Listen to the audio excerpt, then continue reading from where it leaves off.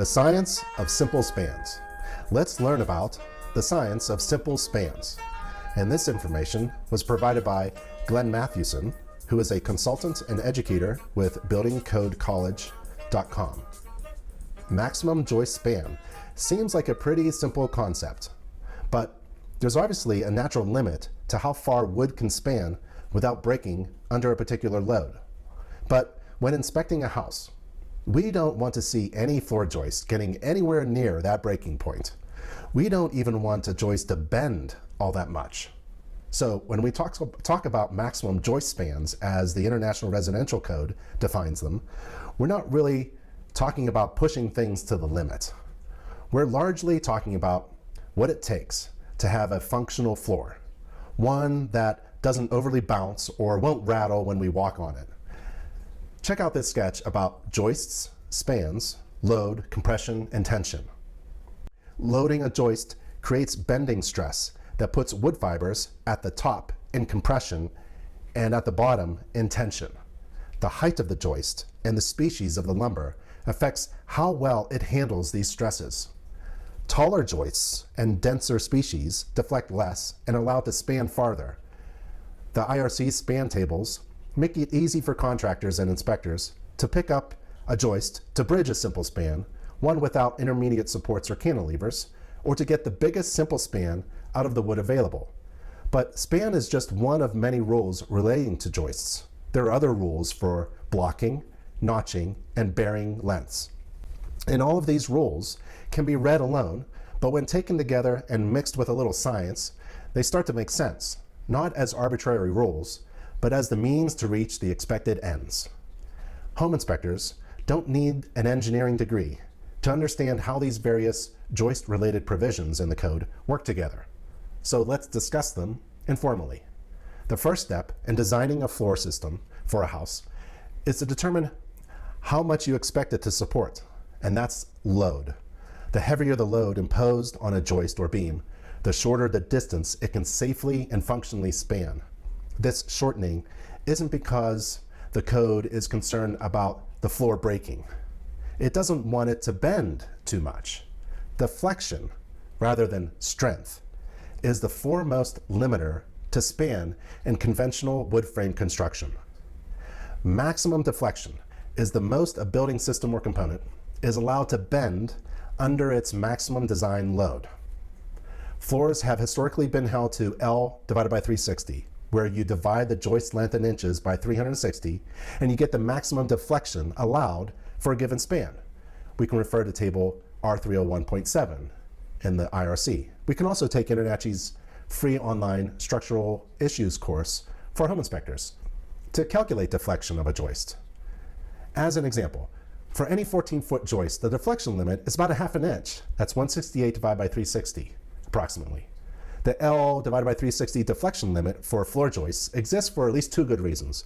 One, it should prevent the drywall or the plaster ceiling below from cracking. It's also about how stiff the occupant expects the floor to feel when they walk on it. While a trampoline can support the 40 pound per square foot live load prescribed for residential living areas, it would make a rather impractical kitchen floor. If more deflection than L360 were allowed, the allowable spans would increase, but the floor wouldn't be as stiff.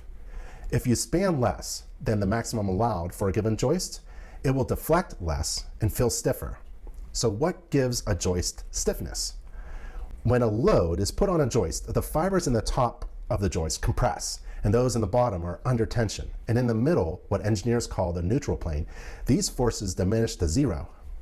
The ability of the wood fibers to resist being scrunched by compression or stretched out by tension directly translates to how much a joist deflects, and is why denser wood species can span farther. They're better at resisting the stretching and the scrunching, and therefore they deflect less.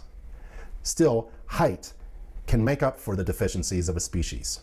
The more mass is distributed away from the center of a joist or toward the tension and compression edges, in other words, the taller the joist, the better it resists deflection. Thus, a 2x10 can span farther than a 2x8 of the same grade and species.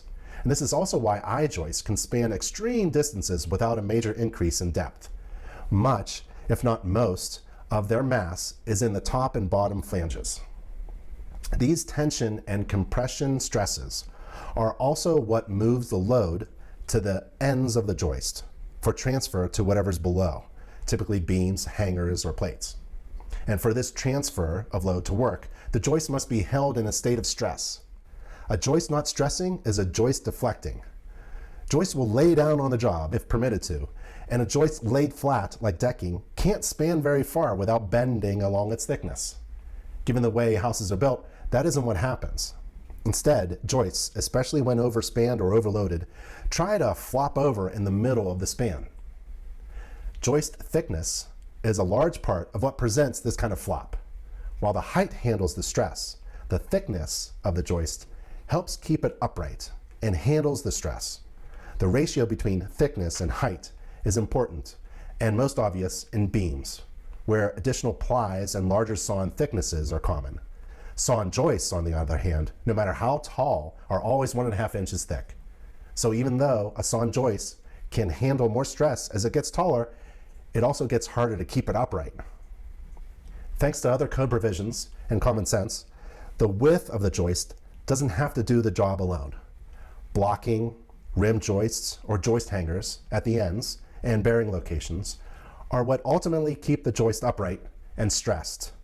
Our 502.7 in the code will help. Other than hangers, which also support the vertical load, these other features do almost exclusively that. Blocking and rim joists resist rotation. When the height of the joist compared to its width is greater than 212, the width can't hold the joist upright along their length, and bridge blocking is required within the span to prevent the joist from rolling over. Home inspectors are not code inspectors, but home inspectors can get out the code book and look at the science. If you want a stiffer floor with less deflection, you just need better stress management. You could use larger joists height, denser wood species, or closer joist spacing, or you could add bridge blocking with the span to reduce mid-span rotation of the joist. So let's say you have a 2x10 joist that's slightly overspanned. Its primary failure is excessive deflection, and the usual reason for that is it wants to flop over in mid-span. The same principles that stiffen a floor to above code deflection limits can stiffen an overspanned floor up to the deflection limit. The code won't tell you this, but we will. Bridge blocking can bring slightly overspanned joists to within deflection limits, and that's a more reasonable alternative recommendation than to replacing the 2x10s with 2x12s. After deflection, shear is the next stress that joists need to be able to handle, but it typically isn't a major consideration in wood joists. Shear stresses are distributed opposite of bending stresses. They are greatest along the horizontal center of the joist, that neutral plane, and increase towards the ends. Shear failures in sawn joists typically appear as cracks that start at the ends and propagate along the neutral plane, in other words, along the grain. And this kind of failure would be problematic because two small joists aren't equivalent to one big joist. Each smaller piece deflects more than one big one would. But it's highly unusual for a sawn joist to fail in shear along its length. Shear across the grain is even rarer, if not unheard of, because of the way the grain is oriented.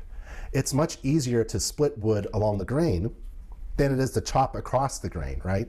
Research has shown joists will fail in bending long before they fail in shear, which is why, despite the shear stresses being largest at the end of the joist, the IRC allows joist ends to be notched up to 1/4 of the depth of the joist. No notches are allowed in the middle third of the joist, where the bending stresses are the greatest. And in the rest of the joist, where bending stresses are smaller, they're limited to 1/6 of the joist depth.